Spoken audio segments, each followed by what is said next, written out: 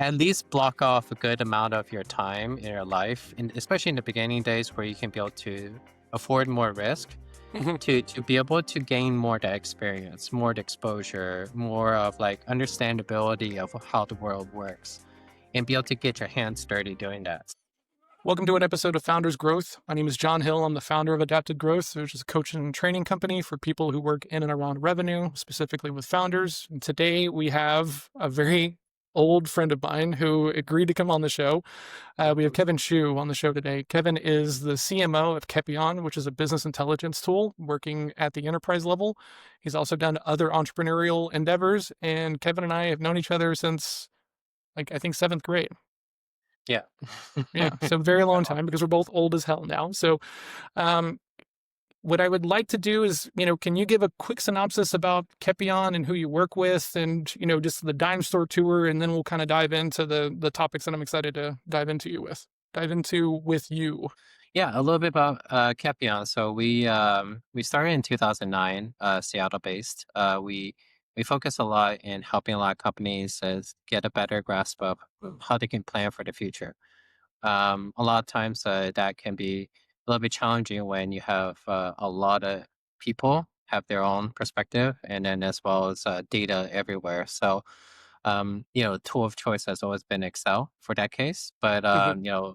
just Excel is great. I personally use Excel on the daily. But especially when you're trying to coordinate a lot of that together, it's a bit of the challenge of manual uh, consolidation and bring all that into one place and building reports and insights out of it too. So that's where we specialize. We help a lot of companies really bring it all together, having very unique ways to be able to drive like automation areas where they can be able to have very complex rules about how their business functions and all in a more driver based manner.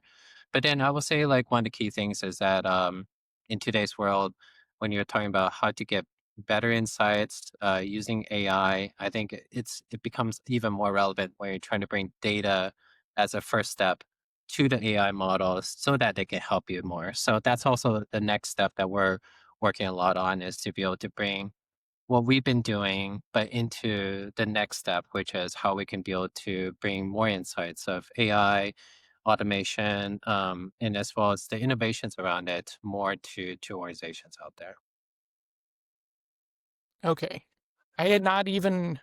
I know what you do, obviously, but I had not even thought at all about like how this AI revolution that everyone is, going nuts about would impact your business, right? Mhm. As business intelligence and planning and stuff like that. But like Yeah. obviously, there is a lot of room. Like are people in your space kind of nervous about like business intelligence and stuff like that, or is everyone just leaning into AI and it's going to be okay because we're just going to be faster? Mhm. What are you seeing at your levels of Yeah. business networking? It's very interesting where we are today is because there's the part where AI applies to our organization internally on how we Hmm. can be able to be more efficient in helping serve our customers, support our partners as well. And partners, what we mean is like partners we work with to also basically provide our software solution to them to service their customers as well.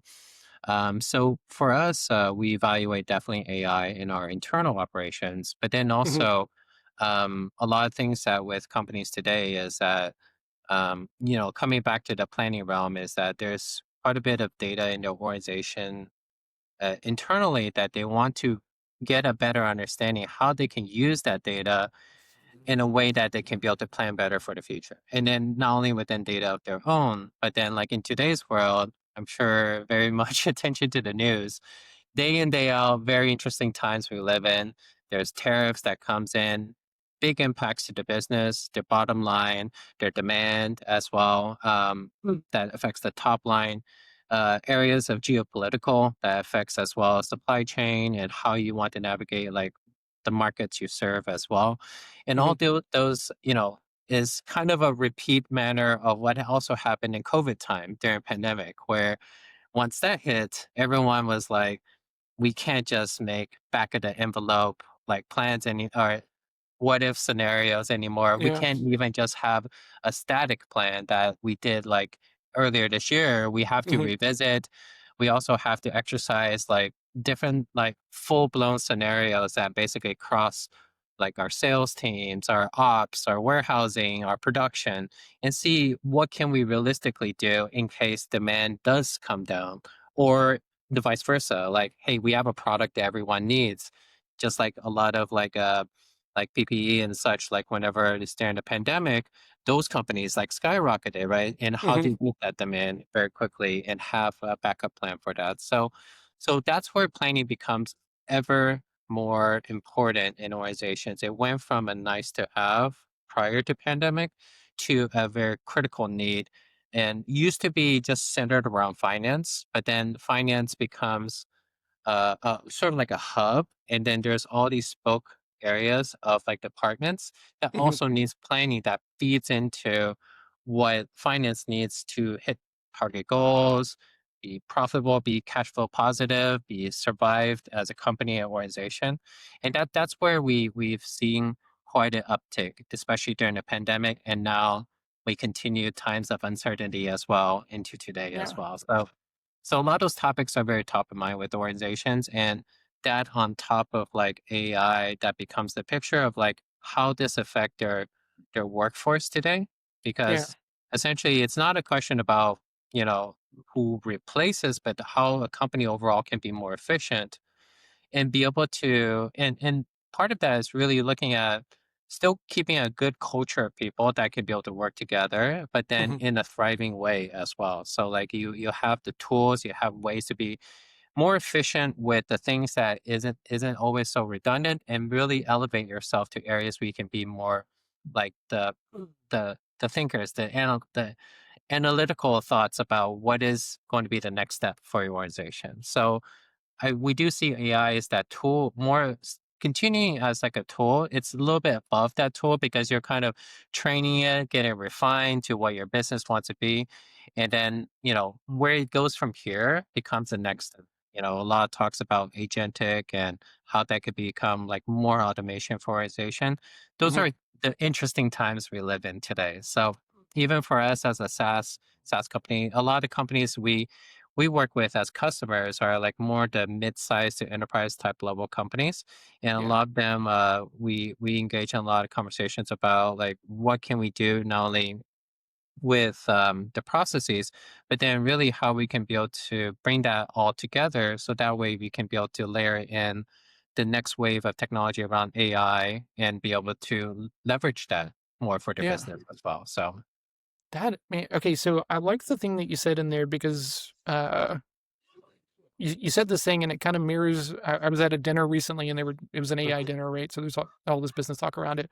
And this person brought up this thing, and I think you're saying the same thing, that everyone has the choice, right? If you're building a product or like a SaaS thing, and I think most people are trying to find some way to market AI in relation to their product, right? And it sounds like you're taking the opposite approach of maybe not chasing that shiny thing, but just thinking about the operational improvements inside of your business, right?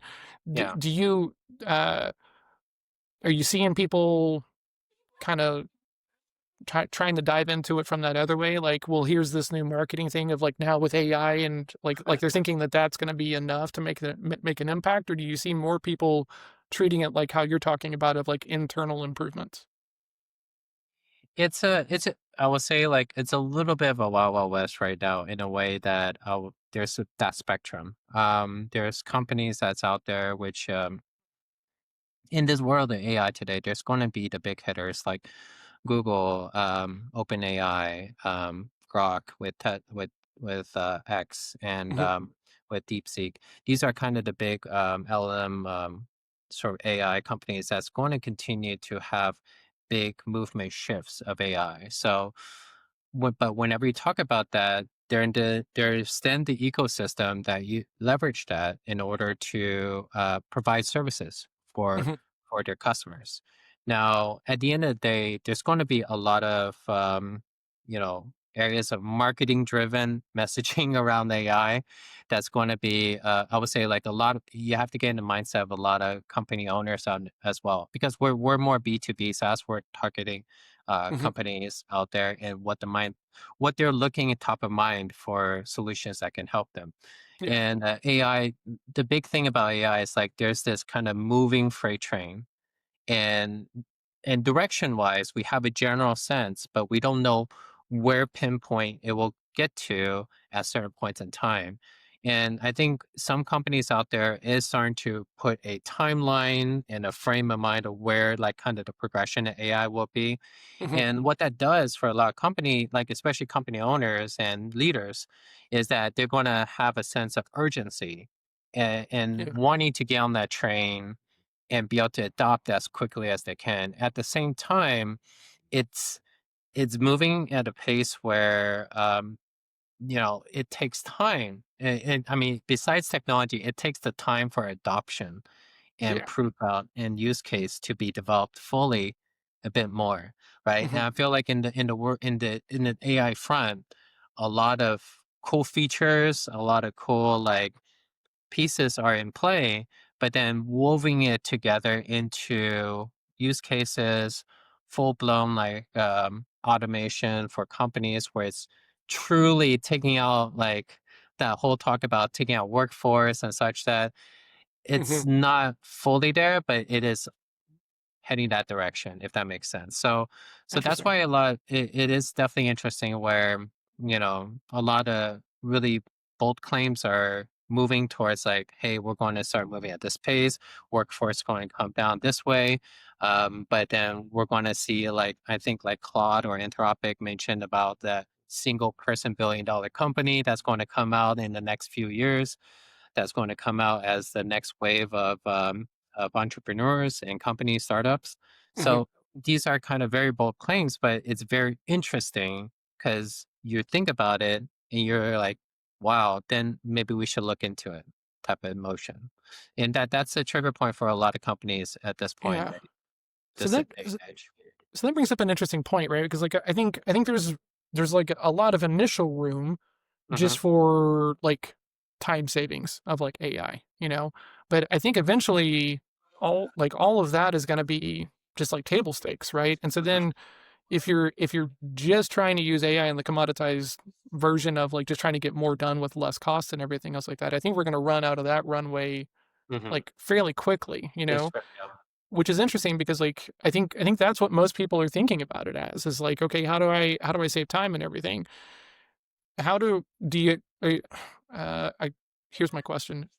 How can people or founders even or company leaders do a better job of kind of like leaning into like the innovative like way of thinking about AI? Not just like, okay, can I use this thing to like save me an hour of time each week and stuff like this? Mhm. Like how can people start to kind of be thinking about like the true like what if, what could this thing do?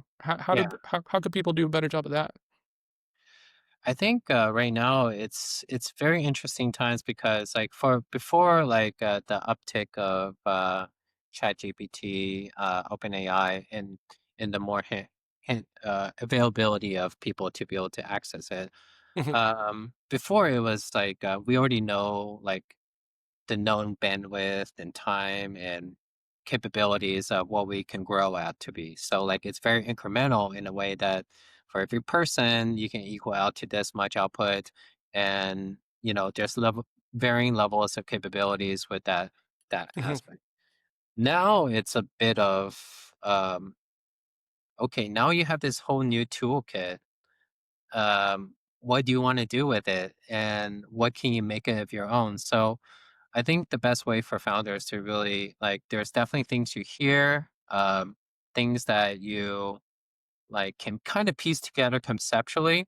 But it's only when you start getting your hands dirty on it, meaning that you start Oh, playing with the yeah. tools, you start really prototyping out what this means for this case, and not just take it surface level, like and actually dive one iteration deeper, double click into it, really get to a good sort of MVP or V1 of what you're trying to like knock out, whether it's Mhm. like a internal automation, internal process you're trying to knock out, or including as part of your product offering.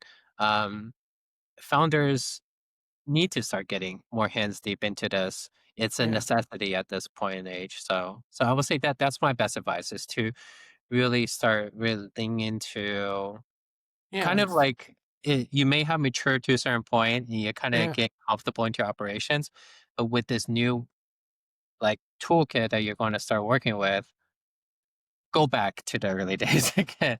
Start Interesting. Okay. what So is yeah, less of the I know my lane, I know my core competencies, and I'm gonna hire out for everything else outside of this thing. yeah, It sounds like what you're saying is those bridges are now then they should be less because the AI can take up some of that bridge, right? So even if you don't come from marketing or sales or leadership or these performance areas that we're, kind of talking about here, these AI tools can provide some coverage. So ideally you could probably wait till like longer, more mature before you have to really go get these more, cost prohibitive strategic partners for your team. yeah. That's I would say like interesting. in the sense is that like right now, because I would say the motion of adopting AI really takes it. You need to start from the top. If Okay. the top is not doing it themselves, then how could they set the directive and example for the rest of the org? There's a That's number nugget. one. And then Holy number smokes, two dude. is that sometimes with like how you break down the walls and the barriers of how this can be applicable to your own company, it kind of takes the founder initiative to get there, meaning that sometimes, like for instance, like if you need to look at whether I'm working with just a sort of my own programmatic way of getting a sort of a um, custom process going within one of the tools today, whether it's with with one of the coding tools today or one of the LLMs today. That's one part. Or you're leveraging like services out there and try to piece together with that Mhm. as well. In marketing right now, one thing I'm looking heavily into is like NAN, which Oh, is yeah. like a very much Mhm. automation and AI platform for automating a lot of processes. And the first step with any of those is really how do you connect to all your different apps and Oh data my gosh, into man. one place, Like, right? And you know Zapier and NAN is like kind of the starting points for a lot of that. But in the enterprise realm, like that's really great for tools that are very much like smaller SMB and oh, like mid yeah. company starts.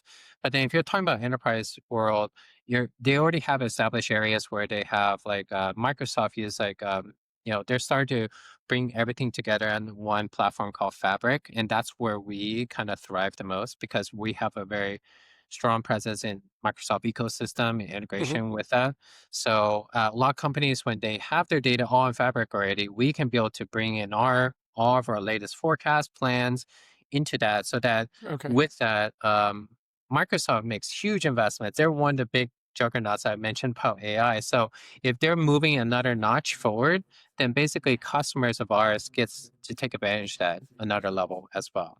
And that's where our advantage as a company is versus like other startups or companies in our realm kind of invest their own proprietary stack. So it Yeah. moves a lot.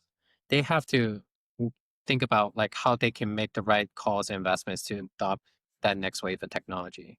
So that's where we've been able to make better inroads as of late, and Mhm. also a little bit of hedged as well because I would say like 2 years ago when OpenAI just started, a lot of companies started wanting to get to AI, but they know it's moving at a pace where if they put their product teams, their R&D teams on it, something's going to change, and they're Yeah. going to be basically need to scrap and shift, pivot a different direction again. Mhm. So that's where we're more enabling the conduit towards AI, towards a larger picture with Microsoft, and be able to tie it across to the offering that we're providing to our customers as well. And I think Okay. that that's the part that's going to be very interesting. I would say like it requires a big investments. It requires a big like sort of like training data to be able to really make meaningful sort of results come through. So I think Mhm. that's where we see technology coming into the next layer in the next 3 to 5 years as well. Man, so I'm curious, right? And then I promise we're gonna dive into the history thing. But this is just kind of an interesting topic. Like, you don't seem you seem measured and very thoughtful and you can see the direction that it's going, but you don't like I don't hear anything from you that indicates you feel like you're going to miss the boat or miss the opportunity or feeling any kind of like pressure to move in this direction. Would have you had is this like a final state? Like did you and the team have to come together and like, hey, are we really at risk? Are we really at danger? Are we going to be like was there a period of time where you guys were nervous, scared, feeling like maybe you missed the window and this Mm. is a final state, or is this how you've been feeling about it this whole path to here from OpenAI's announcement and being able to play with these tools? Like, have you always been this cool, calm, and collected about it, or did you have to like, Mm. Yeah. you There's know, definitely in technology, there's always this lifetime of like where things starts early adoption hmm to like yeah, ramp up stage to a level of maturity and saturation. to the And laggards all the then way on and the then the back next end? wave come in from Yeah, there, right? So hmm so for us, when it's 2 years ago, it was kind of that stage where it's like early adoption, even though it was such big scale of people getting like exposure to it. But whenever talking about bringing it into the actual like day-to-day work streams, it was still a little bit preliminary at that point. So as it kind of gets more ingrained, we started seeing and also using ourselves the tools on our own side internally. But then the key point is that right now still in in our standpoint we it's un it's still a bit of, how should I say, there are mentions of company adoption, hmm a lot of use case adoption okay, across the spectrum, not just B2B but also B2C, yeah, and as well as in the world of other like areas of like creating content, creating products, creating services for for everyday users. um, there are also like there's use cases out there. So when you think about AI, there's still quite a wide spectrum that yeah, we're seeing adoption growth towards. So like when you look at our little sliver, what we serve out to the B2B, even though it's a big market so, but the sliver that we're focusing on in our hmm market, it's still, I would say, there are things that our competitors are doing, we're doing on our product offering to okay, provide that service. But in terms of how it gets into true like um, game changing organizational sort of shift of solution value, that has not hit that sweet spot yet. I'll say okay, it's starting to. So like interesting. for us, it's not to say whether we're scared or we're fully embraced it. That's number one. That's if you haven't embraced it by this point, I can just say on your podcast here, you're kind of behind the curve at this point. Um, Sorry. but then number two is that is not only embracing it, but also kind of seeing it's kind of how do we navigate the waters from here, and that's a part where yeah, you know there there is going to be a constant like wavelengths along the way. hmm One is that there's the more extreme that AI is going to start replacing workforce and starting to be automating all these processes, and then you're going to get to Anthropic's discussion, the single person that's going to be everything automated, and yeah, it's going to be a $1 billion company. But then the other level is that you're still at the end of the day dealing with other humans. You're dealing with other people. You're establishing relationships. So hmm there's still an element of relationship building with other colleagues, with other businesses, with other partners that is going to be very much valued.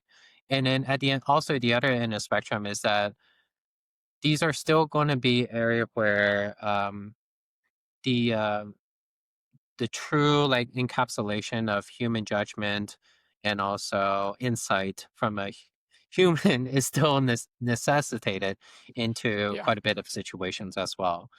yeah, So it's always that adoption of technology. There's going to be technology that, if it's just in the purest form, can go into a very exponential straight curve.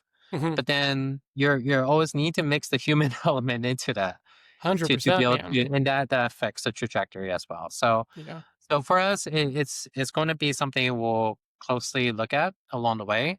We're going hmm to closely continue to build our relationships with customers and build out our partners as well. That's kind of a very key focus with us is to really continue to grow sort of our partner network because they become extensions of Kepion and how we can be able to service more customers in the right intention in the right way as well. So we Epic. value that, but at the same time, what can we do to do things smarter? I would say that that's a part we're looking to build out more in our offering and Mhm. also internally as well. Interesting. Okay. Yeah. So I'm backing up a little bit here because I want to dive into hopefully some things that help founders and co-founders and, get people out there in the world. So, um, you left Texas. What year was that? Oh my gosh. Let me recall my calendar. It was, I mean, So I think it's like I oh five, oh graduated. six, right? Yeah, so I graduated '04 out of Yeah. UT Austin. And then I joined some startups local in the Austin area. Hmm. It was a different world. I would say like it was still somewhat startup. There was a tech coming in. There was a big companies like Dell, TI was But there, like IBM tech was was there. different during that time. It's not like sassy tech the way that is Yeah. like tech now, right? Like There's still tech was different it then. was It very just much was. tech presence in Austin at that time, but today's world, like it's like kind of Silicon Valley 2.0 in a way in Austin right 100%. now. So I was in Austin working with a couple of startups, and that really gave me a really good feel for like how startups were working at that time. Hmm. There's a similar product in a way that they do like application monitoring at a more hardware infrastructure layer, Yeah. and they there was like a CEO there that was like a founder of Tivoli, which was like bought by IBM at that point, I believe. Oh Or wow. notes. Yeah, I have to go back to my notes on it.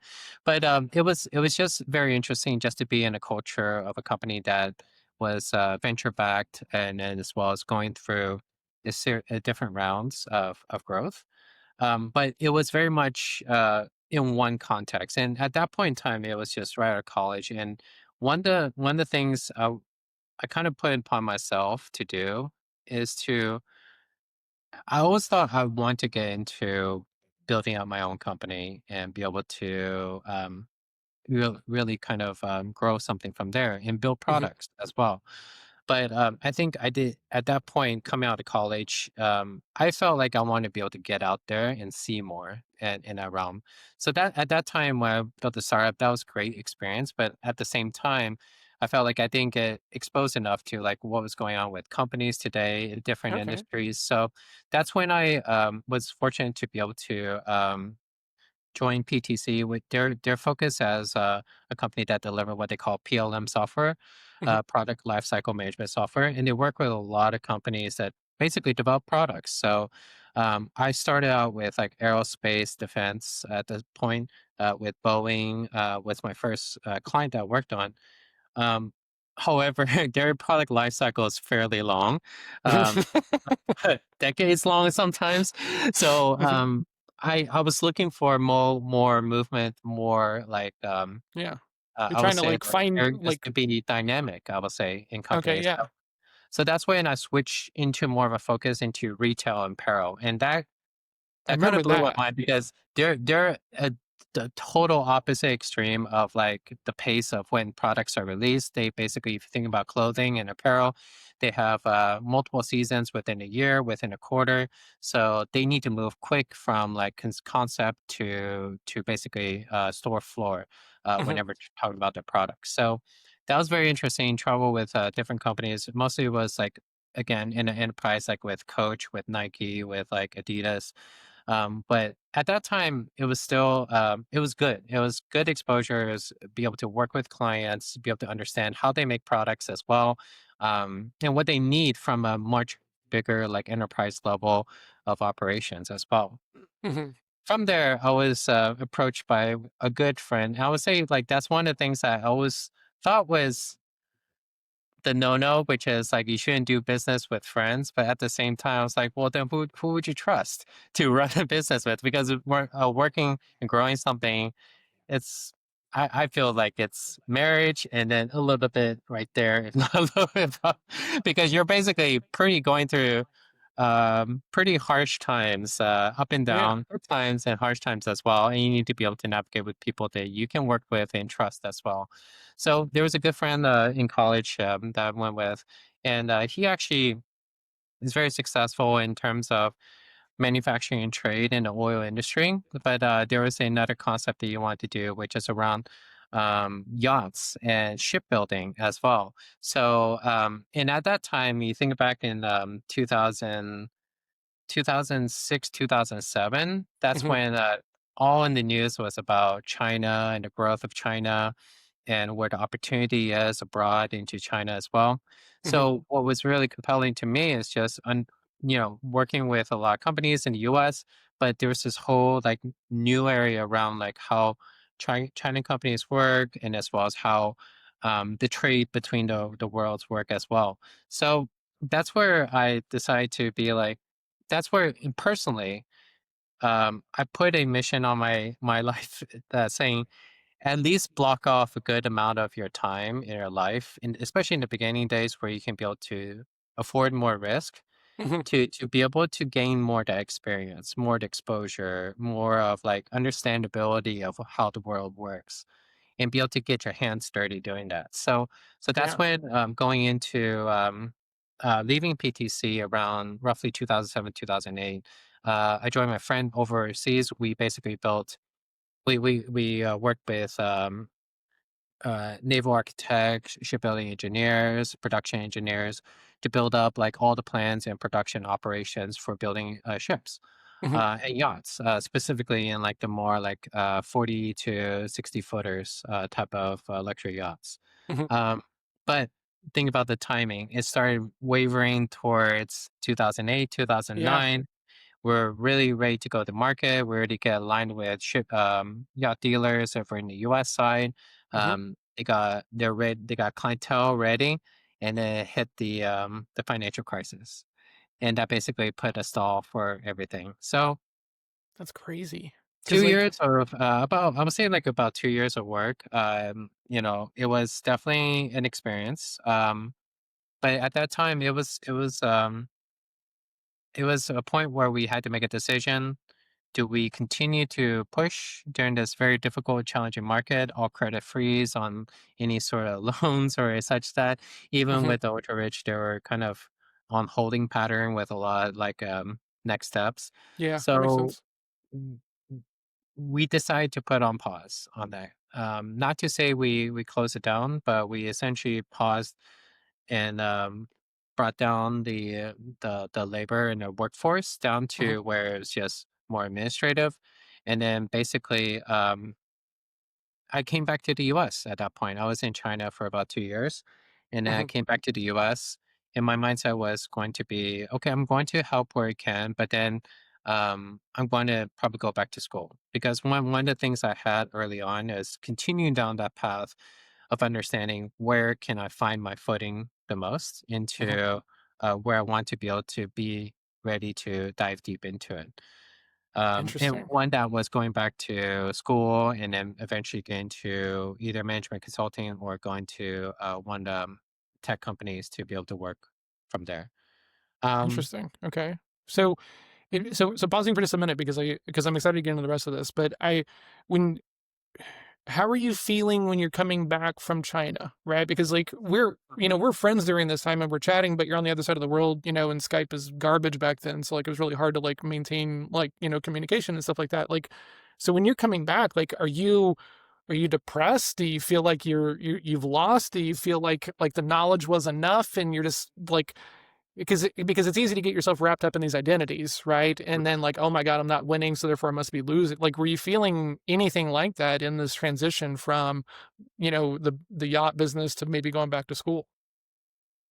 yeah, I think that's the interesting about thing about just choosing the path of starting to go off on your own. That's different from working for someone else or in the corporate world. Is that you start veering down the path where um, I found myself kind of more, I would say, driven and moving forward in a different way than others that I still kept in touch with, as friends and acquaintances along the way. Mhm. What I mean by that is that the conversations about, like, the typical conversations like, "Oh, what are you up to? How's work?" and everything. Oh, yeah, I Those type do. of conversations become completely different because, like, even if I explain like how I'm going through it, it's completely, I would say, in a Yeah. way, non-relatable to those that Yeah. are kind of working in a different mindset Yeah, for I feel someone that else and deeply. looking for lifestyle balance and such that. So for me, my goal was very personal. Is really to say that even though that this didn't work out, I'm just going to continue to push forward until something hits Hmm. and be able to stick well and be able to drive that forward. And I think that's a unique mindset for any founder to really take on, to say that you just keep pushing till the Yeah. point that you hit that mark, and then take it take that next step forward from there. And a lot of people talk about, like, when you start a company, you want to keep pushing until you get to that point of product market fit, and then you start figure out like how you move from there. Mhm. I'd say, like, besides like that within a single like concept and entity, you're kind of thinking that more as a founder in general. You're kind of always pushing for something to that point where you get to that next step, and then you push him a little bit That's more to interesting. get to that Yeah. next step. And that's kind of the mindset. Even though you go down, you're still gonna get back up and then push a little bit more. And Interesting. sometimes with that, you can, how should I say, get very uh, dove deep into it, rabbit hole into it. Mhm. But at the same time, it's also like, your life journey as well, and that's why I think the founder path is. I've also, like, Interesting. if you think about this guitar in the back, and me and you, we always talked about like guitar and such. I always relate startups to kind of like a more like all the stories and bios you think about rock bands. You kinda look at how rock bands are formed. It's Mhm. always, like, in very unique story paths, how this person met this person, Oh, yeah. how you reach a commonality, how you And played a couple of things together, it's and never an then easy story either. It's always, like, rife with, like, struggles and, yeah. like, fires and getting, they're like because like the story is where all the greatness is, right? Like if everything just went according to plan, no one would have anything to talk about, you Yeah, know? so I would say, like, and that's part of the piece for founders, and as well as, often case, like, I hear about, like, okay, founders want to find advice from other founders or read books about it. But at the end of the day, they're great to reference, but just know that there's going to be always, a very unique path for what you're going to be going through each of these Yes. Okay. So I want to talk about this thing here because I've had this idea in my head for ever since we hit the recording, and I can't wait to talk about Mhm. Kepion and Jeff and everything. But before that, you were a consultant, right? Yeah. You were talking about going back to school for more management consulting. You've also done the founder thing. You also work in planning and forecasting. Okay. Can we talk a little bit about vanity metrics versus like real metrics and everything? Because I think that for founders, right, especially if you don't come from things like, sales and marketing and things like that, Mhm. you have no hope of picking metrics that actually matter, right? Like you're going to pick bad metrics and vanity points and stuff that doesn't matter. And it's just, I think it's very easy when you're a founder to look at the wrong data points and create a Right. reality for yourself that doesn't really matter. And Mhm. Kepion is really kind of focused on my perspective of what you guys do is like helping people like focus on the right points so that way everything does run as smoothly as possible, right? Absolutely. Yeah. So from that founder perspective, right, and as a guy who does a lot of business intelligence and data and stuff like that, can you talk Mhm. a little bit about your perspective on data and points and how do people know that they're measuring data points that actually matter? Wow, that's that's always a holy grail of understanding, what metrics matter to your company, and as well as like what is going to be the thing to not only for what as a founder or company owner means most, but then how do you rally everyone else up towards that common goal as Yes. well. Yeah. I think that that's a challenge with any company today. Is just, you get to a point where you start building out and growing your organization, and people start working a little bit more siloed, not talking to each other, and then kind of in their own lane at that point. but Mhm. then they get lost in like, what is this overall piece that company is headed towards? How do we measure success around that? How do we rally behind it? How do we help each other around it too? So like for us, I think, you know, we've had those challenges as well within Capion, with other orgs as well. And I think also with companies, especially in the fast growth method, they're just trying to trying to keep things stable as things pick up, like demand picks up, or targeted objectives from like either funding or external sources say we have to get to this. So then we have to basically fill in the dots in terms of like what Mhm. we need to get there, but keep the culture going and such. So, I mean, for us, I think a lot of it really comes down to making sure, especially for us, I mean, like with Capion, there's definitely a startup how we be able to start off from a funding standpoint, but then over the years we continue to self fund our growth throughout the years as well. And to do that, we really need to make sure that that's very much number one. Cash is king, right? So how Yeah. we can be able to optimize cash and but then at the same time grow towards the right means of direction there. Mhm. Headcount wise, for us, a lot of the expenses is around headcount, but we also need to make sure we invest properly into our own people as well. So we want to continue to make sure there's enough to foster that as well. But then at the same time, we want to make sure we're like not only I would say doing well on our own, but also aligning well with what's industry as well, because we don't want to deviate too far where we're just not measuring the right way on certain pieces there.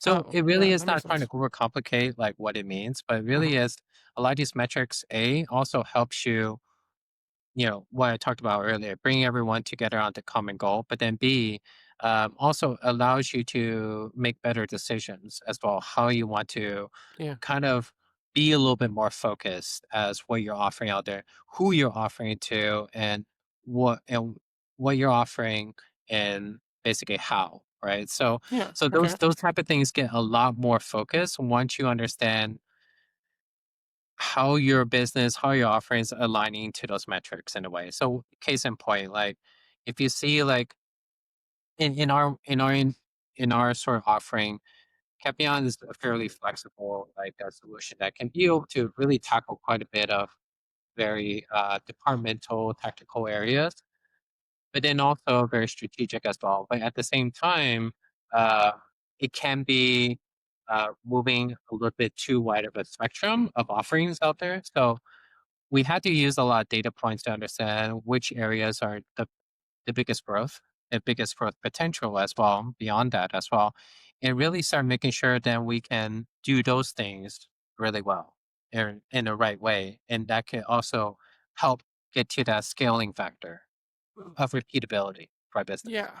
So so we went through areas of where it was very wide to more focused, and then now we're even getting more focused in terms Yeah. of who's going to help give the best services and support to our customers.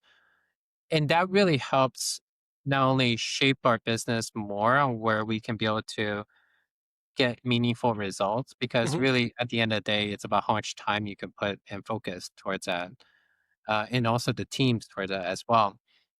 But then at the same time, the KPIs also move up because of that, because you're doing a much better quality job in those areas, Mhm. and you can push more throughput in there because of the scaling factor, repeatability as well. Yeah. Yeah. Interesting. Okay. So, man, there was a lot in there, dude. That was pretty dope. Thank you. So do you have any examples of data points that you initially thought were important, right? Data you tracked, you were like, we're making decisions on this data that you have moved away from or shifted your perspective on, and now you don't track this, but you track this and it's more meaningful. Do you have any examples of that on your path as a founder? I wouldn't say that it's not so much one replacing the other. I would Hmm. say it's probably more so how you, and this is a natural progression with any like company as it grows, is that you start out with like more higher level numbers and metrics that you start with, Hmm. such as like top line revenue, how it progressed quarter over quarter, month over month, number of customers, number of partners. Um, And then basically, yeah, very high level metrics in terms of that. And then profitability, of course. Those are just basics there. But then once you start understanding, okay, we're doing this much revenue, but then um, why is everyone so busy? Like, should we be able to? And then why is like this whole area of expansion of customer, like ARR and such, not as progressing as much? Mhm, And why are we not moving the needle of like more use cases with these? So, et cetera, et cetera. So, you start identifying areas where even though the top line looks good year over year or mhm. quarter over quarter, but then you break down one level layer and say like, okay, for this customer, how many solutions do they have? How many users do they have? Um, are they like adding more users quarter over quarter? Why are they stagnant? So like these are kind of things you start breaking down one more layer and then start saying, okay, now how do we then optimize at this Okay, point, right? interesting. And Huh. then and I would say that that's more the progression is to be able to start going from because those are natural in the conversations. Before you even get to that point, you're just like, "Oh, we'll get there when we get there," type of conversation. Well, I And like when you get there, then you start breaking it down and start saying, "Oh," and then you know, obviously people will say, "Why didn't we do this? Why didn't we do that?" Well, it's because 2020 hindsight. We're here at this absolutely, point. yeah. We're mature to this point, etc. But at the end of the day, that's a natural progression. You start breaking down, segmenting out, and then start seeing, okay, now we need more investment here. We need more people to start looking at this. What can we also use technology to basically, instead of just putting people on it, what can we do to streamline this part a little bit more? And that's the Yeah. fun part. You start taking what was a very early concept to something that's starting to hit the market well. Mhm. Then how do you get that a little bit more refined? Well, I If think the yeah, thing that I'm hearing that I find so fascinating is like is that it's kind of like no one really cares about Kepion until we have an expectation that's not being hit. Like why is this not growing as the rate that we thought? And then oh, why did we even think these things are going to be happening, right? And like we both have the curse of knowledge here, right? Because you've been in this space for a long time, and I've not been in the space for as long as you have, but I got some good coaching, and so like even the concept of like KPIs versus outputs, right? yeah. Founders that have not done like the management consulting track or the consulting track and stuff like this, like a lot of them are just putting all of their hope on these outcomes without any thinking about KPIs, activities, behaviors, right? Initial efforts that lead to these things and stuff like that. Mhm, So if someone is not familiar with this concept of like KPIs and actions that lead to the outputs, and it makes more sense to kind of be focused on the leading indicators and not mhm. the laggards, where would you tell someone to start diving into that stuff? Um, in all honesty, I would say, if I'm not talking about Kepi, I'm just talking about like other founders, Yeah. and they're at different points of their journey. It still comes. I would say there's still a precondition or predecessor to talking about KPIs. The predecessor to that is still you need to really get what your product is and really hit home with that product. Mhm. And in order to do that, whether it's defined as a KPI or not, at the end of the day, you just need to make sure who you're serving out to, you're doing the most kick ass way of doing it, meaning that you're able to really listen to your customers, really vet it out to where, like, hey, like you starting to use it, tell me everything, the down and dirty. Like, Yeah. what do you not like about it? Like, what can we do better about it? And Mhm. be very intentional with it. And then at those stages, it's going to be, you know, not so rigid. It's going to be very fluid. You're going to want to react very quickly. You want to make that not only just from a customer happy, but also realize that you're also the center point for a lot of feedback too. You're not going to take in every single feedback as well. That's the other part. But you want to use that as very valuable data points to help Yeah. shape that even more. Because once you have a really strong core of what that offering is, Mhm. then I think the parts about the KPI can come from there once you start plugging it into right operations, folks that's going to focus on different areas of how to serve it out. Mhm. Then the KPIs really, to me as a founder, is to really see how well that core product, that concept that you developed out, but then how it continues to iterate out can be executed continuing from there. So like when you think about KPIs about just simple ones like how your AR bookings are, how the lifetime value is on it, how you can be able to get your acquisition costs lower and lower, but Hmm. then be able to get more LTV on it. Those are kind of things that you just see continual progression on it. Yeah. And as long as you can see that, it's kind of like high level cockpit view of how you can see progress being Okay. made, if that makes sense. No, it So I does would for think sure. KPIs does help focus, but at the end of the day, it really is maybe that's a little bit more focused once you hit that sort of That product fit. plane, right? Yeah, that playing a little bit, yeah, from that Okay, point. cool. Yeah, I mean, you were the first person to ever talk about KPIs with me. I don't know if you remember this or not, right? And Mm, if you know, for the people who are watching this, my first real attempt at technical sales was you and me talking together over Skype, and you were trying to explain extract, translate, and load processes to me. oh, Like, ETL processes, yeah. I don't know if you remember this or not, but like, Yeah. you know, we were trying to like maybe like work together with me coming on as a salesperson at Kepion, which would have been disastrous at the time, by the way. That would have been a huge shit show, right? And like, I didn't have the skill set, I didn't have the knowledge and everything, but you were trying to help me out with it. But like, that's where I was first starting to like understand like kind of like tech and the difficulties of tech and stuff like that. Yeah. But going back to the story, right? So you're back in here, right? You're not Mhm. there's not it doesn't sound like you're remorseful or upset about the yacht business experience, right? You're just trying to Mhm. find yourself and find your lane and everything. And so now you're back here, right? And you're thinking about school. How far down that path, like did you go take the tests? Like, are you applying, or was it just like an idea and then, you know, serendipitous, you know, you have a catch up with Jeff and it goes from there? How do we go from Kevin thinking about masters to Kevin launching this business? Um, it was the timing thing. So, like, right when I came back from China, I was already talking with my, current partner here, at Capion, Jeff, which is, a co-founder, he his story is that he was working for Microsoft during those years I mentioned when I was at PTC and in China, and we both went to school at UT Austin before. We were both comp sci majors at that point. Okay. Uh, he worked with Microsoft on a product that basically was the predecessor to Capion in that sense of planning, budgeting, forecasting, and providing analytics, but as a Microsoft product out there in the Okay. market. Mhm. He's also went to consulting for various companies on that product as well. Um, and then 2009, they sunsetted the product. They basically say Oh, it okay. was a little bit financial crisis, but then there isn't a clarity on the story, but Yeah. essentially the product was discontinued. At that point, even for my partner Jeff, he was a little bit in sort of a similar limbo state. He put a lot of his time, his career towards his product, and was his plans was to continue to consult on this product going forward. Mhm. And if you're these consultants that are on this product, especially being a product developer, and as well as you're going to be a pretty top-notch consultant in that field for quite Yeah, some that's fair. time.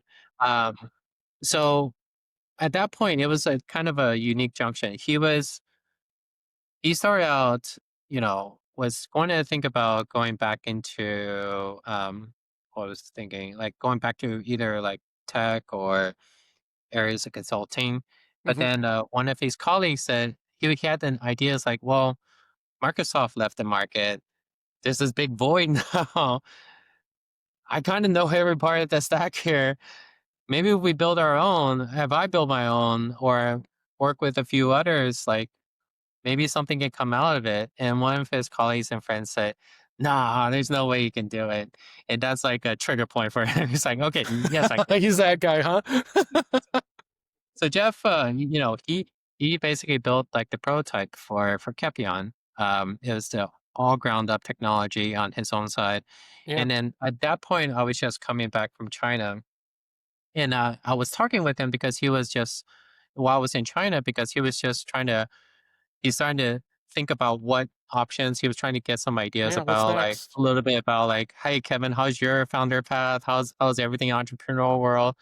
Um, And I was like, "No, Jeff, it's rough. Don't." Stay corporate. It's hard out here. Then he told me about his situation. I was like, "Well, maybe." I mean, like, in these situations, like, these are kind of the prime times to really get something Yeah, going. Um, and then he's like, "Well, Kevin, why don't you come over and come take a look? I've been building this, but maybe get some of your thoughts on it." At that time, I wasn't thinking about, I was still in the mindset of going back, getting settled, and going to school. But then he showed me the product, and 1.0 was interesting. It's a very interesting product, I would say. It had really strong potential, and understanding like in what enterprises need, I did see a very unique proposition for the market there. Um, interesting. Okay, and it's a very early product at that point. Yeah. so he shows it to you once, and you're like, "Hell yeah, I'm in. Let's go. I'm moving the air mattress in." Like, was it like It was more, I would say in that point, I was not so much intentionally trying to like join something. It was more so I was trying to help out where I can. But eventually it got to a point where Jeff is like, why don't you just let's just do something together on this one. So really? then I was like, Okay. okay, well, I'll give it the next couple months here and then see where we can get it. So long story short, we started going from there. We started building up a little bit more from Hmm. something that's a concept to actually something that actual presentable Yeah. to people. There's folks that we've Jeff worked with in the past that's helped us kind of get more connected with Hmm. companies out there. And our very first customer was huge because they were one of the customers of Microsoft before they got left hanging and they need a next step solution. It's so crazy So, because, like, we've known each other for a long time, right? We were talking about this before I hit record that, like, you're one of my closer friends, but like there's aspects of the story that like aren't even on my radar, right? So in mhm, my recollection, Kevin comes back from China. He's then working on a SaaS project, mhm, and they have him as a client, right? And like this is before I've made my jump to B2B selling. I'm still doing kind of retail, I think financial mhm, stuff at this time and everything. And I had some kind of concept about the difficulty of landing them as a client. Now, as a yeah. sales consultant and nerd, I understand exactly how difficult of landing a client that size as your first client could be. Can you The talk biggest, about that? yeah, Like, the biggest thing about, with companies, um, definitely the solution and tool plays a factor, but something that we find the most that becomes a bigger factor is trust and credibility. Yeah, I think 100%. that's Yeah. that's a part where whenever engaging with them, it was a lot of trust and credibility of the folks that we were connected with to present Kepion through at Hmm. that point. But then also Jeff has previous working relationship with them as well. Yeah. Um, it still was a big bet on Kepion to Yeah. bring this up. When we started with them, it was a global rollout to over 5,000 users across the globe. And it On was a version lot two of of, the product, are you still on version one? it went quickly from 2.0 to 5.0, I would say. And a lot of that is kind of a story that I would say a lot of founders have around quick, rapid improvements Yeah. back from customers. And I So would say when, it was a blessing for sure to be able to have the opportunity to work with them, to be able yeah. to be able to deliver to what they needed, pretty much to the T of like Yeah. requirements and at a global scale. And that really became the strongest starting points for Capion to then iterate from there. Yeah. 100%. Okay, so you're coming in, right? Mhm. You've been in consulting, right? And my understanding of like most consulting is you're there to expand relationships, but you're not selling new business, right? So you're expanding, you're looking, you're in discovery mode all the time, I'm sure, looking for billable hours and everything else like that. But like this is different. This is an enterprise motion, and it sounds like you've got some relationships, right? Did Mhm. you guys have like a like an insider champion who was like really trying to get you in the door there, or were you guys like trying to fight to be heard to prove the use case that like for this to make sense for them to take such a large bet on an unknown company? Yeah, I would say like one of the things that even to this day that Capion thrives the most is that we're able to back up what we say we can do. very quickly. And I think that's what kind of helped us win. Aside from what we mentioned earlier with the trust and credibility part that we have the relationship, Hmm. it's a part that what we say we can do, we quickly were able to, do very quick and very contextual POCs for the customer. So it gives more risk aversion and risk assurance that there's going to be a tangible thing on the other side of the equation. So I'd say like that was kind of the starting points that really helped establish the quickness of adoption in That that makes point. sense. And some of those with the global pieces, it's not only after you win that account, it's that usually with global rollouts, you need to always start with one area, Hmm. prove that out, get And good then expand. Yeah, accolades on there, and then that becomes more internal sell throughout the rest of the org. Even though it came from a top down, even a top down needs that assurance of one to sell to the others from for there. So sure. Right. yeah. All the politics and everything. So, what, like, when I would love to talk about the sales motion for that, but I'm curious, right? So you get this deal, Mhm. and is that for you and Jeff, is that or oh my God, what have we done? No, no, no. What was there a moment of like, oh God, what have we just sold to these people? Like, can we do this? Or did you feel like good in the pocket? You're going to be able to provide some value Yeah. the minute the deal lands. How'd you feel when the deal closed? A, it was tremendous, but then B, definitely is a lot of work ahead to Hmm. get to basically continue from there to start building something like every critical moment of saying we can get to this milestone, we can actually deliver, users like it, and then Hmm. we want to move on to the next group of people. It's just an ever going motion. I would say like the first I would say 2 3 years of Kepion was really kind of going through that motion, kind of making sure. At the same time, it was a lot of like attention towards one customer. We're starting to grow attention with Yeah, other customers and partners, and we need to figure out how to kind of divide and conquer at that point and grow more people to help epic. support that as well. Okay. When one of the things that I think is very interesting to the founder path is we have this idea and we have this vision, right? Mhm. And in reality, we can't help as many people as we think we can with the solutions that we have. And maybe the way that we think we're going to help the people is not the actual ultimate benefit to them, right? And it leads to this line that I really enjoy that when you're the founder, your vision is big, but it's probably a little murky as well, right? So I'm curious from the idea of Kepion and planning and forecasting to that first enterprise customer, how much did the product need to shift for it to be something that worked well for them and provided value? Like, was there like a big kind of like, oh, we got to turn the whole thing over and turn it on its side, and now it works and now it's great, or was it just kind of like this was the plan and this is kind of like they like it more or less how it goes according to plan? Yeah. Well, it really, I think it just depends from different markets that you're trying to, different use case within different markets you're trying to address. For this one in particular, for Capion, Hmm.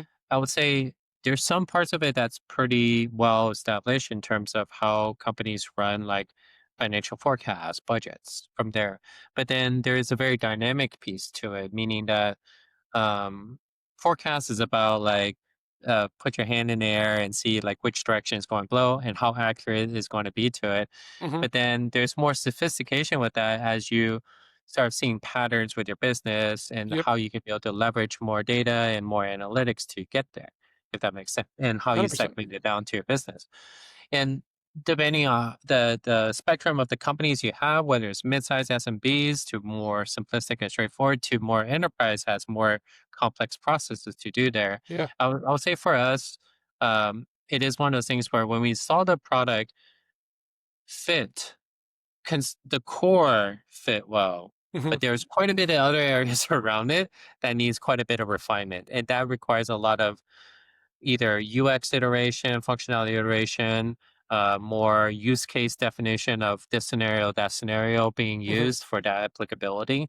And that's where I would say, like at those time frames of where we're working with customers directly, we got a lot of valuable feedback to really shape that through Word. at that Okay. point. And I think for founders, I think it's always a key thing where it's that core piece that you have that trajectory understanding. But understanding there's always going to be that roundabout like variability of refinement that goes Mhm. along with it. As long as you Interesting. know what the big rocks that you're trying to go after, everything else will kind of fill in between. Interesting. Okay, Yeah. that's huge. All right, I have one more topic I'd like to talk about with you, and then we're gonna get into the rapid fire stuff, so I can let you go hang with your family and do fun, cool stuff. No worries. So you were working remote way before anybody was even thinking about it. Like you were working Mm, remote yeah. like before it was even a thing that I thought I might want to push for myself, right? Yeah. And COVID and pandemic made a lot of people go remote, right? And now there's like a whole lot of return to offices. There's a whole lot of people who can't figure out how to manage in a remote situation. So they're making people go Mhm. back to office, especially sellers, right? And I'm curious, do you have any tips for founders when they're thinking about remote versus on site? Have you learned any tips or tricks or tactics about building remote culture in a way that you think founders need to be thinking about?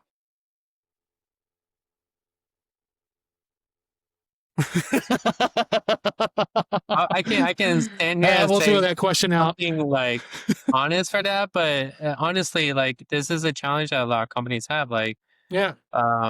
definitely there's plus and minuses on both sides. And I'll be honest, like, um, we really like enjoy when we're in person. Like, we will have basically convening of folks that's local in Seattle. I'll fly up to Seattle. Some of the other folks that are remote will come into Seattle as well, Mhm. and those are really great. Like those are when you have very simple things about like being able to talk with each other, be able to even find out 100%. about Yeah. things because those things doesn't come up when you're on Teams meetings and Zoom. You're essentially just going straight to business. Maybe some Yep. small talk in the beginning, but you really don't find out much about other people or even how tall they are as well, because that's the deception of like Teams or Zoom. Is like you meet them for the first time and you're like, boom, whoa, Yeah. I didn't even know you're that tall. But like these are kind of things that like it's also the fun part about having companies is like you start building this sort of small tight knit community of your company Mhm. that becomes sort of a little bit. I don't want to use the cliche word of family, but it becomes the colleagues that you spend a majority of your time with. And Yeah. you want to be more connected with them, but in a remote world, it's very difficult for that. Interesting. So So that yeah. do y'all have like a KPI on we're all getting together twice a year, like or anything like that? Or is it kind of more like, well, we have a problem or hey, it's convenient or like how do you guys Mhm. do that? Oof. Yeah. So I think like it's a delicate balance because I think like for one is that it'll be nice to be able to get together and that, and we do that. But at the same time, we don't want to overdo it to where like a lot of people they want to go after and get certain things through Mhm. projects and whether it's external with customers or internal, so we don't want to be disruptive as well. So like for us, we try to gauge it more towards like very meaningful times when we want to get alignment, get more sort of cross transparency, Okay. not from the top down, but like really lateral across, so people can be able to work together more. Um, we have ourselves based out in Seattle downtown core, but then people we don't have that RTO piece for it, so they still come in, come out wherever they can, but Mhm. usually they come in whenever it just makes more sense for them personally or be able to collaborate with others as well. So Interesting. for us, it's definitely nice to have everyone in the office, but at the same time, we were in a sort of a new working age as well, so we realize that Yeah. also. Every day on LinkedIn, I see, people talking, and usually it's sales leaders, right? Or people talking specifically because everyone is just fine with developers and engineers working from home. It's just these salespeople, these crappy Yeah. salespeople, everything.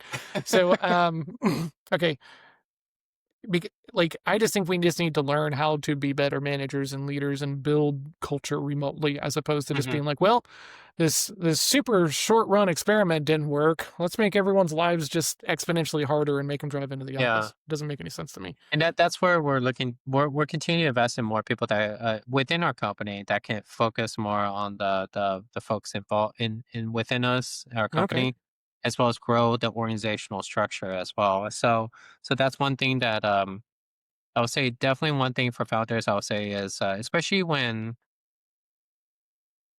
one key thing I would say, like especially with organization that maybe sub 20 or sub 10 that's trying to grow the org, Mhm. um, be prepared to understand that if you have different levels of people coming in, if it's start entry level, realize you do need a proper environment for that person to be fostered and thrive.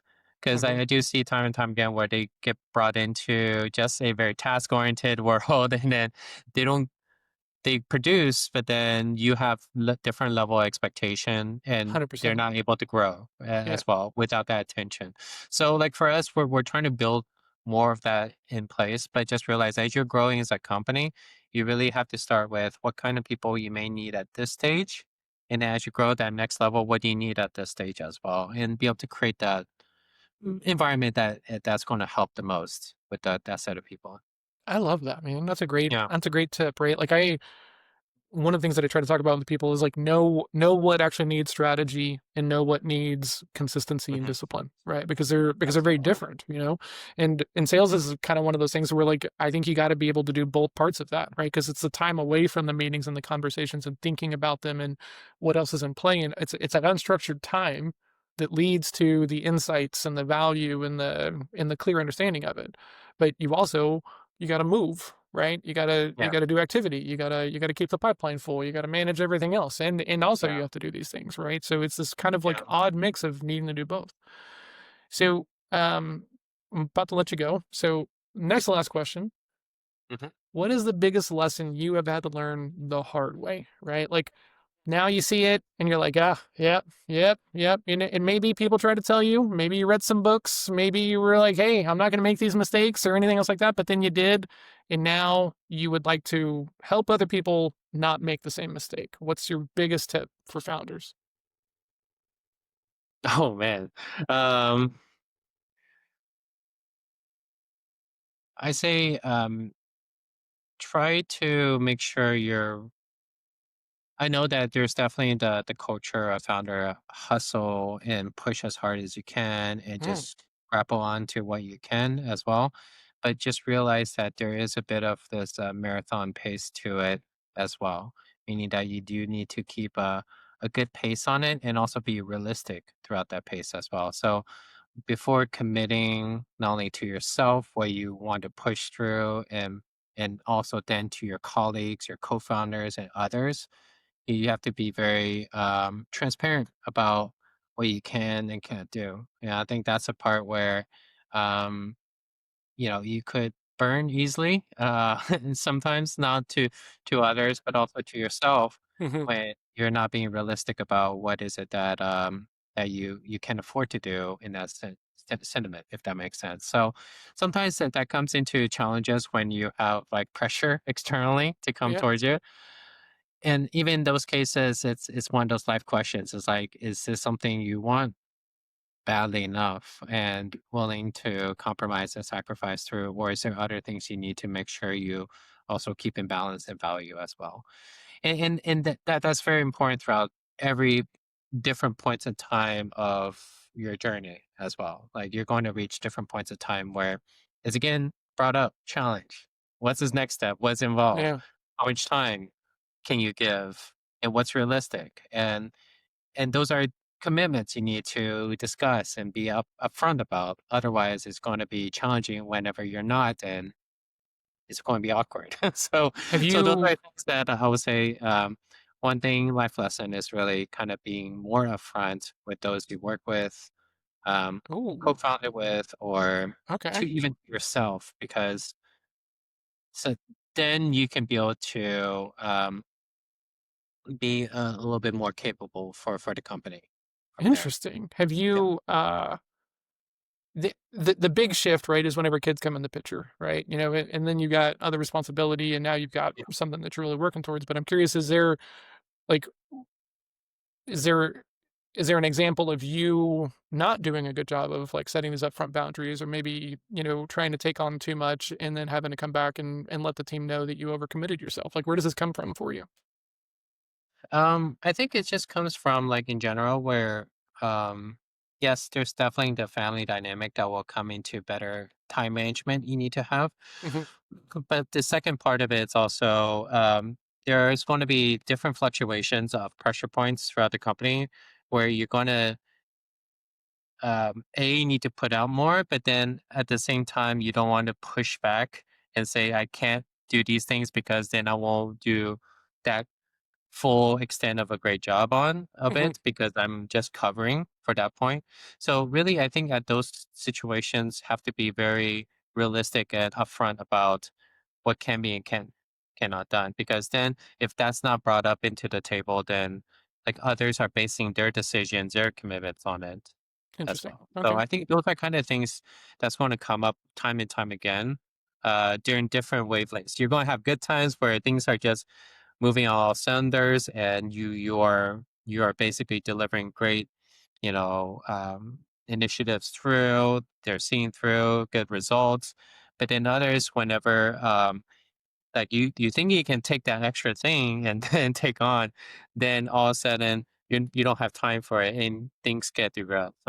So those are kind of things in general, like as founder, at the end of the day, the accountability comes back to you. So Oh my whether God, it's dude. something you Yeah. manage or other people that you hired on to manage as well, it comes Hmm. back to you because you're going to have to pick up the pieces and move it along to the next step. So I think that that's a key thing is just making sure that you have a clear idea what's the most realistic, not only within yourself, but then also like what I just mentioned earlier. It's like the people you bring on under yourself, you Yeah. can be able to really realistically deliver as well. So Man. Like accountability comes back to you. That's yeah, that's a pretty big that's nugget, right? Because that's like I think one of the things that is easy to do, right? And well, I'm smart. I've launched yeah, this thing and it's growing, right? And so I think what happens, because I've done this, right? I tried to launch another business because I thought it was going to be easy, and then it wasn't, and I struggled and mhm, decided to backtrack and regain focus and everything. And I didn't feel like I was overcommitting in my regular work lane, but I was just yeah, going to launch this whole other thing, right? Without thinking about the time or the effort or the pressure or anything else like that. And I think that that's one of the most dangerous things, right? You're like, you spread yourself too thin too early because you're too smart for your own good, right? mhm, You got something yeah, that is working over here and you're like, ooh, I can fix everything, right? I can yeah, monetize anything. Let's go, right? And then you start doing it that way. But I love that line. Accountability does come back to you. No one else is going to want to push it as hard as you are pushing it, right? mhm, And that, yeah. and there's a lot I to that think as that well. that's the separating factor with the founder versus people that fit into certain job titles and roles is that definitely is very clear in those job titles and roles where you're trying to hit an accountability for it. Hmm. But when you're a founder, you're kind of moving in very dynamic catch-all Oh yeah, mechanism, right? 17 So hats. Yeah. and that's kind of the natural motion of a lot, but at the same time, that may need like in the beginning days, that's definitely the case, right? Hmm. And as you make that next stage up, you need to start making sure you bring on the right talent and people to help operate and execute on those goals. But at the same time, you're still floating along, making sure things are Yeah. running efficiently as well. Then I think it eventually gets to a point where you figure out who's going to help you with that piece as well. But then still, the other overarching thing is strategic vision and how you want to guide it towards the next step as a company as a whole as well. So it's the same context of accountability, but just moving into different varying levels as you kind of Okay. move progression of the company. Yeah. I love that. All right. Last question, my friend. Really appreciate you coming on the show and doing this. And then I'll let you go. What is the trend that you see founders doing that you think is going to lead to some struggle? What's the biggest concern you see for new founders who are hitting the scene today? Today, that's a really challenging question. Just because as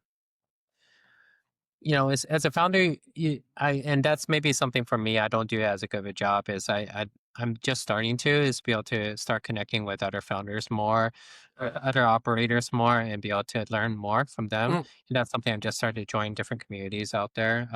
Like for instance, I just joined as a member of Gold House, which is like a like an Asian American community of I saw that on your LinkedIn, and I was going to ask you about it, but I didn't. I wasn't sure what it was. So it's like a community for entrepreneurs, operators who. entrepreneurs, but then also various leaders across different industries Okay, of Asian American descent. And it's just something I want to rad. be able to join because I grew up as Asian American. A lot of areas that I see now versus what was before is totally night and day. Like now you see like movie Interesting. stars and like musicians and leaders being of Asian American descent. But then before it was like totally foreign field. Didn't even think that would even exist in that world. And you know where I grew up with Yeah. alongside you. I was like We basically had a one of rodeo two like, team, Asians. everybody, right? Like for anyone I who is confused, yeah, right? I live in Fort Worth, Texas. Kevin Shoes from Fort Worth, Texas. We had a rodeo team in our high school. Like that is where we grew up, right? So yeah, for if you're in a small town, right? If you're thinking that you're like not around areas or communities of like innovation, like you don't need to be in the middle of those communities anymore, yeah, right? Like there's digital communities. You can go find it if you're looking for it, which yeah. which I think is a very cool thing. Yeah, but, But yeah. yeah, I mean, for me, it's just, sorry, the question that you had originally, I kinda got lost on No, my you're good. story. What and maybe this is it, right? Like because I think that the right community around you just paves the way for growth, right? But it's also very easy, I think, as a founder. I run into this with founders that I coach. They're kind of drinking their like own starving artist Kool-Aid, right? They're trying to put themselves out here on this island, marooning themselves all by themselves Yeah, because no one else is building anything like me. And like yeah, you get past that phase and you realize it's stupid and it's not helpful. And like, why weren't you networking and connecting and keeping in touch with people and stuff like that? yeah, But it's just easy to over isolate yourself, right? And yeah. maybe that's the I lesson. I think that's the key thing right there is, and I went off on a tangent where I didn't find myself out with other founders, but I think one thing I do see is that it's kinda similar back to the story again to, like, musicians and rock bands as well. Like, early on when you're trying to create music or create a concept of a product, if you're trying to always perfect it in what you think it should be, that's great. But then at the same time, you really need to get it out there 100%. as soon as you can and then be able to start getting that feedback and iterate. And I think that's the part where um, that's why I encourage the most is that if you have an idea and thought and you want to be able to build more on it, Mhm. part of that process, the biggest part of that process is getting it out there and refined and getting to a point where 100%. don't consider a complete product until you vet it out many times over and over again till you're very confident that you have a set of customers that enjoyed it and then as well as like you are strong in what you identify as that product Mhm. be able to make an impact on the market if that makes sense It so once you hit those absolutely two does. like big rocks and then you're basically have a product but before then just consider all that not a product yet so go so just keep getting it out there until you develop those two confidence levels of what you call what you mentioned earlier, KPIs Mhm. that you're very firm with, then you can move on to the next level. It's like Super Mario Bros. Get that to the next world. Don't warp into the world 8. Go each level. No, no, Enjoy it no. too. I wanna Yeah. go. I wanna go. No. Where's my warp whistle, bro? No, I dude. want to go to the top one. I don't want to go to level 2. You're Um missing all the swimming part. You're missing all the like floaty stuff. Yeah. Awesome. Kevin, this is so awesome, man. Thank you so much. I really think that there's a lot of information in here that will help people, whether they're starting out something in tech or starting out All right. something is just for something to do because they're not happy or fulfilled, man. But I really appreciate this. If people want to come learn more about you or Kepion or your journey, where should they look you up or try to reach out to you? Um, you can reach out to me directly. I'll leave maybe some contact with you, John, that you can Okay. put in the beat. But yeah, I would say Kepion's where the focus. So if you want to reach out anything interested about Kepion, definitely find out it's KEPION.com. Or on LinkedIn, definitely feel free to reach out to me. I'd love to connect with you. Awesome. We'll put those links in the show notes. So if anyone does want to reach out, they can. But man, thank you so much for doing this. I really appreciate it. No, it's been fun. Thank you so much, Sean. You're welcome. Cheers. Turn this off.